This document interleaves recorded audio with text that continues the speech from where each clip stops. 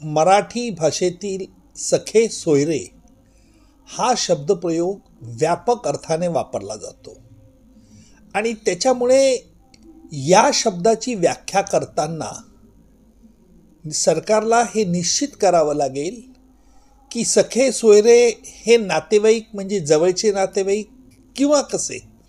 कारण असं आहे, एका गावच्या रहिवासींना देखील आपण बाहेर ठिकाणी ते आमचे सखे सोयरे आहेत, याचा अर्थ ते जवळचे नातेवाईक असतात असा होत नाही. आणि त्याच्यामुळे ज्या वेळेला आर्थिक दुर्बल हा निकष लावताना सखे सोयरे या शब्दाची जर सांगड घालायची असेल तर सखे सोयरे या शब्दाचा अर्थ मराठीत किती नातेवाईक जवळचे आहेत हे निश्चित करावं लागेल. त्याचप्रमाणे समजा सखे सोयरे म्हणजे मुलाकडून का मुलीकडून, आणि म्हणून हा देखील प्रश्न एक वादातीत विषय होऊ शकतो.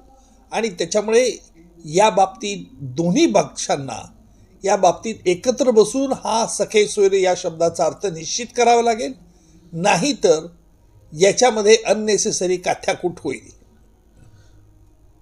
सगळे सोयरे म्हणायचं कोणाला मग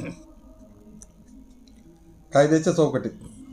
सखे सोयरे हा खरं म्हणजे शब्दप्रयोग जो आहे हा मूलतः जवळचे आप्त नातेवाईक असतील तर वापरावा अशा आशयाचा शब्दप्रयोग त्यात घातल्याशिवाय, नाहीतर डिस्टंट रिलेटिव्ह मग ते मुलाकडचे आहेत का मुलीकडचे आहेत हा देखील निर्णय घ्यावा लागेल. त्याच्याशिवाय या शब्दाची व्याख्या चपकलपणे बसू शकत नाही.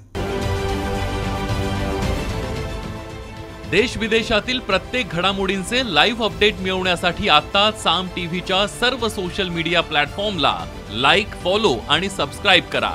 तसंच सर्व नोटिफिकेशनसाठी बेल आयकॉन प्रेस करायला विसरू नका.